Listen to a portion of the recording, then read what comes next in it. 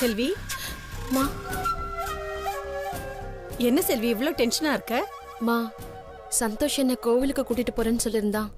அவனுக்காக தான் வெயிட் பண்ணிட்டு இருக்கேன். ஏண்டி நீ இன்னுமா சந்தோஷ் சொல்றத நம்பிட்டு இருக்க? சந்தோஷுக்கு இப்பெல்லாம் உன் மேல கவனமே இல்ல. வாய் மூடுறியா?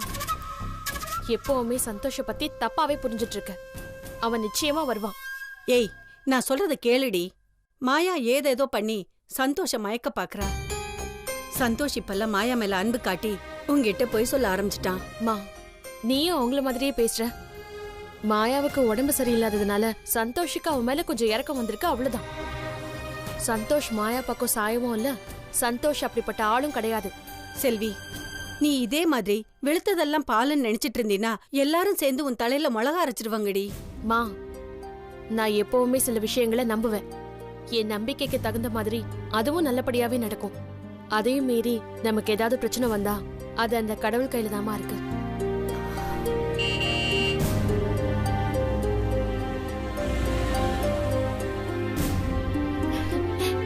அம்மா, சந்தோஷ் வந்தாச்சு. செல்வி, நீ ரெடி ஆயிட்டியா? நான் ரெடியா தான் இருக்கேன் சந்தோஷ். சரி, நான் ரெஃப்ரெஷ் ஆயிட்டு வந்துடுறேன். சரி.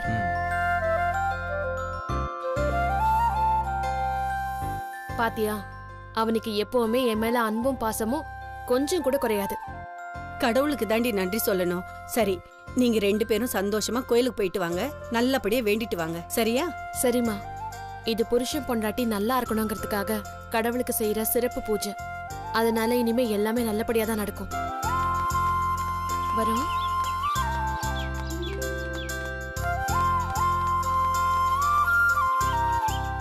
போயிட்டு வரேன். போயிட்டு வா.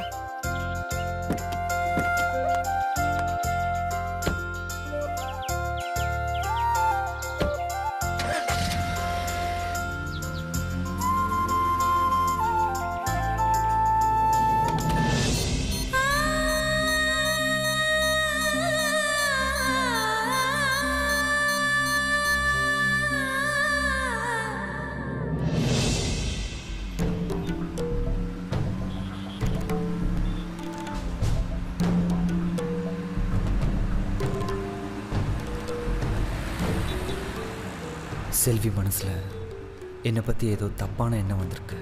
அதனால தான் என்கிட்ட பேசாம வரா. இதே நேரம் என் பழைய சந்தோஷா இருந்திருந்தா செல்வி செல்வின்னு கூப்பிட்டு கலகலன்னு பேசிட்டு வந்திருப்பான்.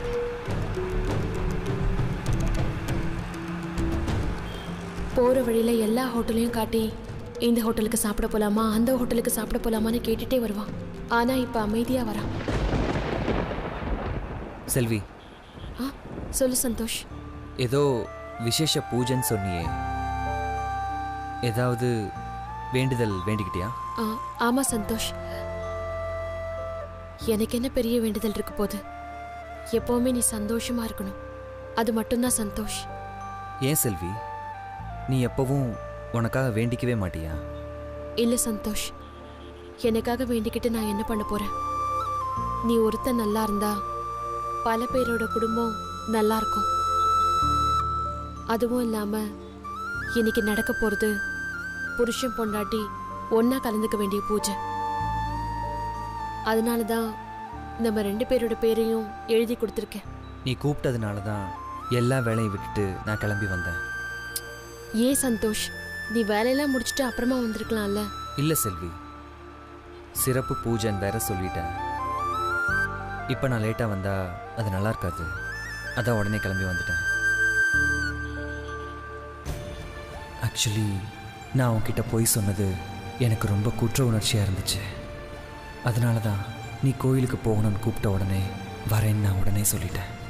சந்தோஷ், நீ நினச்சிருந்தா வேலை இருக்குன்னு சொல்லி கோவிலுக்கு வரதா தட்டி கழிச்சிருக்கலாம். ஆனால் நீ ஒத்துக்கிட்டதுக்கு காரணம் என்கிட்ட பொய் சொல்லட்டுமேங்கிற குற்ற உணர்ச்சியில் தானே? செல்வி, அன்னைக்கு நீ மாயாவை பார்க்க போனியே, அப்போ அவள் ஏதாவது உங்ககிட்ட பிரச்சனை பண்ணாளா? ஆமாம் சந்தோஷ், நீ சொன்னதுனால தான் நான் மாயாவை போய் பார்க்க போனேன். ஆனால் மாயா என்னை ரொம்ப அவமானப்படுத்திட்டா. என்ன சொல்ற? விடு சந்தோஷ், அவளை பற்றி நினச்சாலே எனக்கு கோவமாக வருது. அவளுக்கெல்லாம் நல்ல சாவே வராது. செல்வி வாய் மூடு. நீயா இப்படி பேசுற? அதுவும் இல்லாம கோயிலுக்கு போயிட்டு இருக்கும்போது மாயாவுக்கு இப்படி சாபம் விடுற? நான் உன்கிட்ட இருந்து இப்படி ஒரு வார்த்தையை எதிர்பார்க்கல. மாயாவோட குணத்தை பத்தி தான் உனக்கு நல்லாவே தெரியுமே. அது தெரிஞ்சுக்கிட்டு இப்படி பேசுறத நினைச்சா ரொம்ப கஷ்டமா இருக்கு எனக்கு. உன் வாயிலிருந்து இப்படி ஒரு தப்பான வார்த்தை வரலாமா? மாயாவை பத்தி பேசினா சந்தோஷ்க்கு ஏன் இவ்வளவு கோவம் வருது? ஒருவேளை சந்தோஷ் மாயா பக்கம் சாஞ்சிட்டானோ?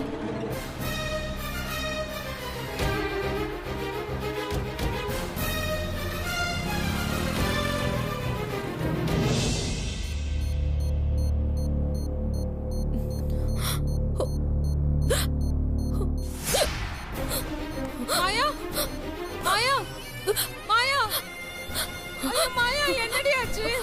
மாயா மாயா ஐயோ மாயா ஐயோ ஐயோ மாயா டாக்டர் டாக்டர் ஐயோ டாக்டர் கொஞ்சம் சீக்கிரம் வாங்க.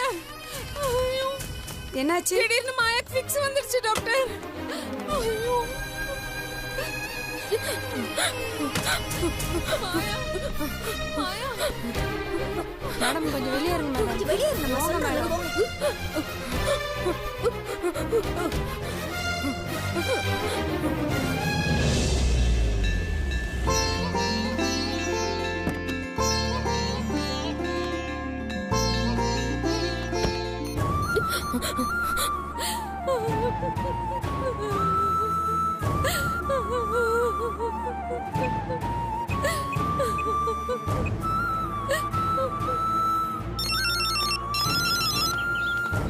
இவங்க எதுக்கு இப்போ ஃபோன் பண்ணுறாங்க?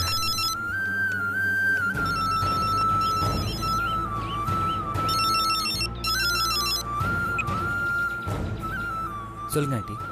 சந்தோஷ் மாயாவுக்கு ஃபிக்ஸ் வந்துடுச்சு சந்தோஷ். அப்படியா? எனக்கு ரொம்ப பயமா இருக்கு சந்தோஷ். ஆண்டி நீங்கள் பயப்படாதீங்க, நான் உடனே வரேன். சரி சந்தோஷ் சீக்கிரம் வாப்பா. சரி.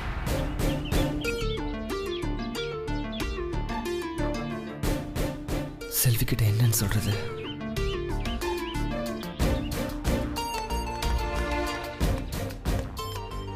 செல்வி, நம்ம வேளச்சேரி பிரான்ச்சுக்கு இப்போதான் இன்ஸ்பெக்ஷன் வந்திருக்காங்களாமா. இப்போதான் கால் வந்துச்சு, நான் உடனே போகணும். நீ என்ன பண்ணுறேன்னா கோயிலுக்குள்ளே போய் பூஜையில் கலந்துக்கோ. நான் அப்புறமா வந்துடுறேன். சரி சந்தோஷ், சீக்கிரம் வந்துரு. உனக்காக தான் வெயிட் பண்ணிட்டு இருப்பேன். நீ கிளம்பும் போது எனக்கு ஒரு ஃபோன் பண்ணிட்டு வா. கண்டிப்பாக கால் பண்ணுறேன். பாய். சரி.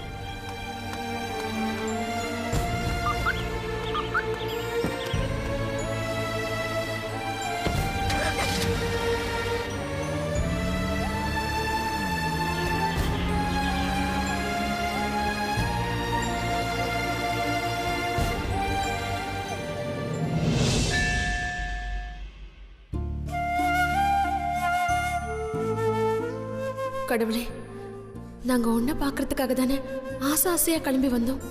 சந்தோஷையே பாதியிலேயே திரும்பி போக வச்ச. கோவிலுக்குள்ள கூட சந்தோஷ் வரலையே, ஏன் இப்படி பண்ண?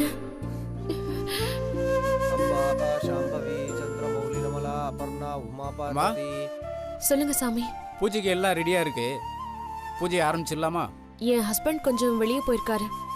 அவர் இன்னும் கொஞ்ச நேரத்துல வந்துருவாரு. அவர் வந்த உடனே ஆரம்பிச்சிடலாம். சரிங்கம்மா. காளி ஹைமவதி சிவா திரணயனி காத்யாயனி பைரவி. சந்தோஷ் சீக்கிரமா வந்துரு சந்தோஷ்.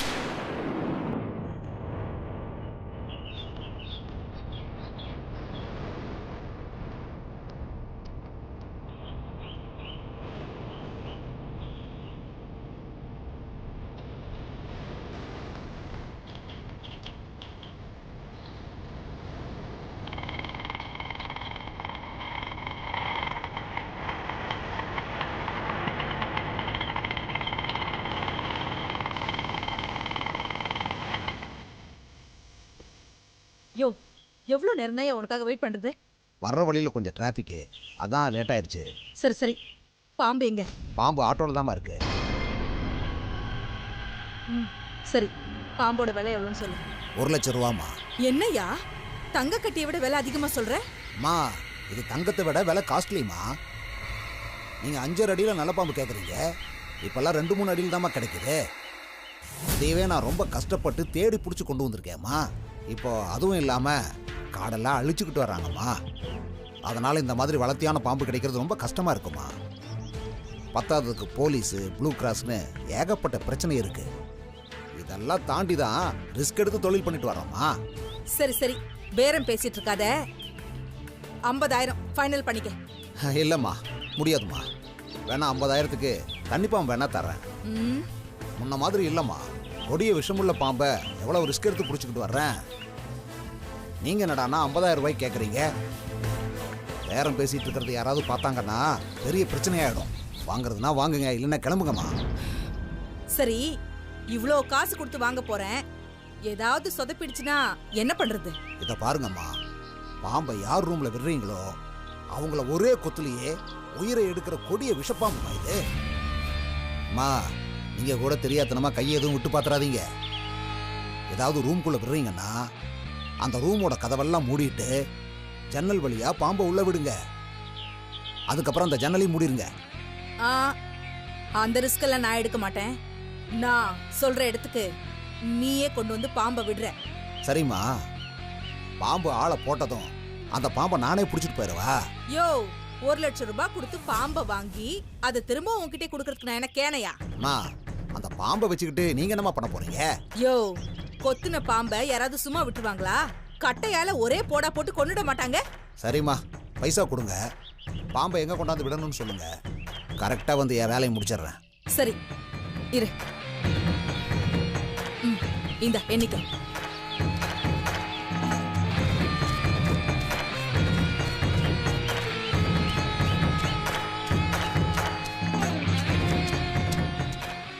என்னம்மா 50,000 ரூபாய் தான் இருக்கு? இதை இப்போதைக்கு அட்வான்ஸா வச்சுக்க. வேலை முடிஞ்சதுக்கு அப்புறம் மிச்ச பணத்தை நான் செட்டில் பண்றேன். சரிம்மா. சரி, நாளைக்கு காலையில கரெக்டா 7 மணிக்கு நான் சொல்ற அட்ரஸ்க்கு நீ வந்துரு. சரிம்மா, கரெக்ட் டைமுக்கு வந்துடுறேன். சரி, பொருளை காட்டு. இருமா.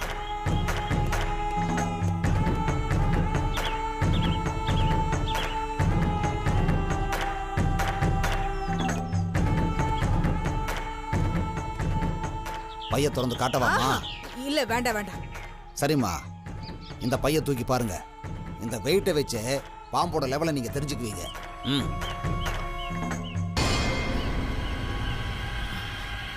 கொடிய விஷமுள்ள பாம்பு இது. கொத்துச்சுன்னா 10 செகண்ட்ல ஆள் காலி.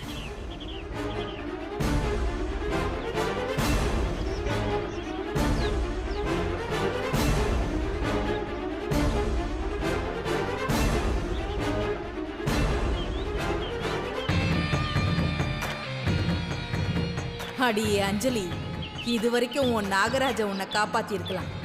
ஆனா இப்போ இந்த கொடூர பாம்பு கிட்ட இருந்து நீ நிச்சயமா தப்பிக்கவே முடியாது.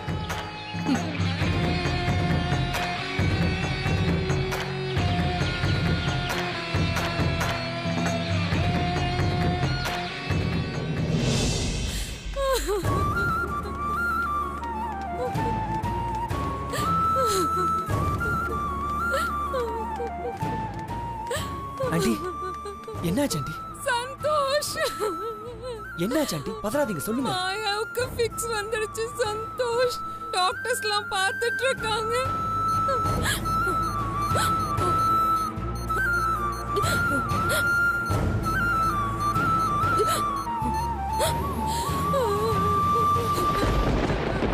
மாயா,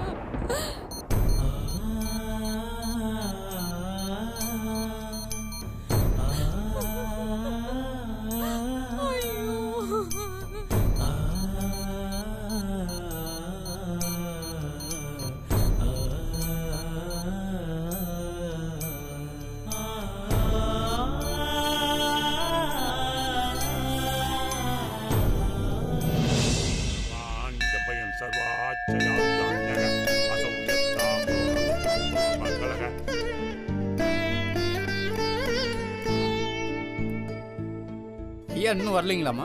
இல்ல சாமி. சரிங்கம்மா, நீங்க கலந்துக்கம்மா. ஐயா வரும்போது வரட்டும். இல்ல சாமி, இன்னும் கொஞ்ச நேரம் வெயிட் பண்ணி பார்த்துட்டு வரேன். சரிங்கம்மா.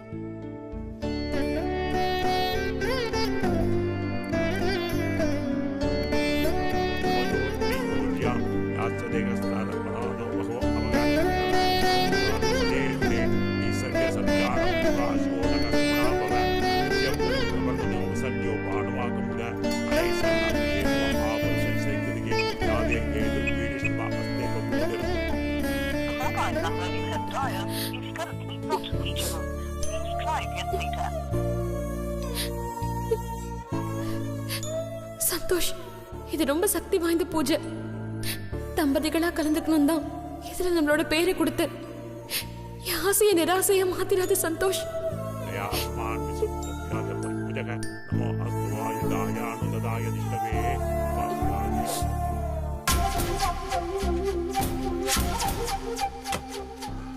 டாக்டர், மாயாக்கு இப்ப எப்படி இருக்கு? நீங்க பதட்டப்படாதீங்க, பயப்படுற மாதிரி ஒன்றும் இல்லம்மா. நீங்க அங்க பக்கத்துல இருங்க. Okay doctor.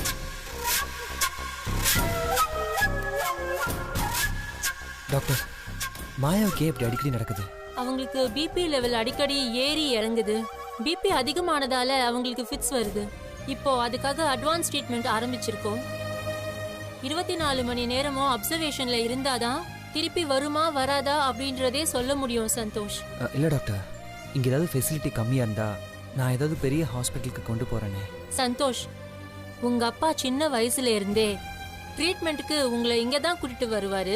நீங்களே நம்ம ஹாஸ்பிட்டல் பத்தி இப்படி பேசினா எப்படி சந்தோஷ்? மாயாவுக்கு தேவையான ட்ரீட்மெண்ட் கொடுத்துக்கிட்டு தான் இருக்கோம். மாயாவை கூடிய சீக்கிரமே எழுந்து உட்கார வைக்க வேண்டியது எங்களோட பொறுப்பு. I'm sorry doctor. It's okay Santhosh. அம்மா, நீங்க பூஜைக்கான பணத்தை கட்டிடுறீங்களாம்மா? அது பணம் நான் எடுத்துட்டு வரல, அவர் தான் கட்டணும். உங்களை கேட்டு தானே ஏற்பாடு பண்ணோம். இப்படி சொன்னா எப்படிமா? நான் பணம் எதுவும் எடுத்துட்டு வரல. நீங்க பணத்தை வீட்டுல வாங்கிக்க முடியுமா? சரிம்மா, நீங்க பூஜையில கலந்துக்கோங்க. அவர் வரும்போது வரட்டும். இல்லங்க, அவர் வந்துட்டோம், அதுக்கப்புறம் நான் வரேன். அதுக்கப்புறம் உங்க இஷ்டமா. சந்தோஷ், பூஜையே ஆரம்பிச்சுட்டாங்க. நீ ஏன் இன்னும் வரல? இப்ப நீ எங்கதான் இருக்க?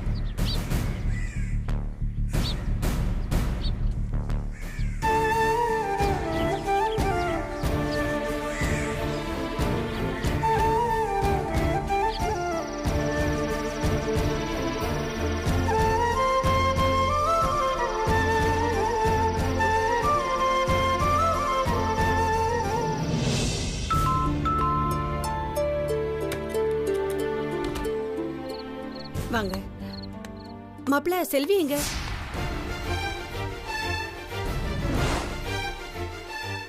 செல்வி நான் தானே கோயிலில் கொண்டு போய் விட்டேன். அவ இன்னும் வீட்டுக்கு வரலையா? என்னாச்சு மாப்பிள்ள? செல்வி எங்க? ஒன்றும் இல்லை ஆண்டி. செல்வி ஃப்ரெண்டோட குழந்தைக்கு பர்த்டே, அவங்க வீட்டில் தான் இருக்கா. நான் போய் உடனே கூப்பிட்டு வந்துடுறேன். சரிங்க மாப்பிள்ள.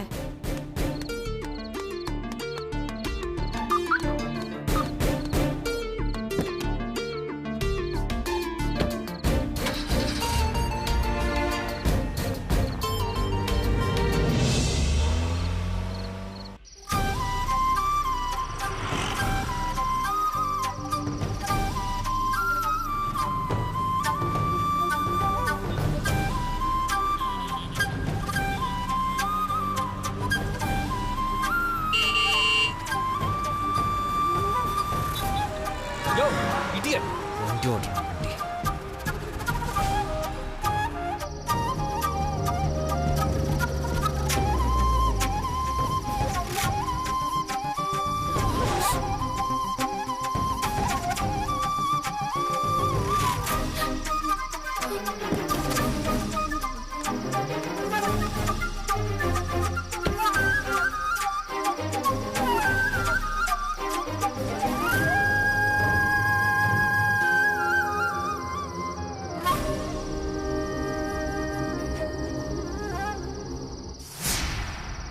I'm sorry Selvi.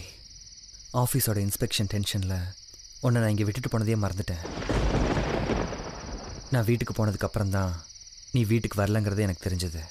டைம் ஆச்சு இல்லை, நேராக நீ வீட்டுக்கு வந்துருக்கலாம்ல. ஏன் இங்கே வெயிட் பண்ணிகிட்ருக்க?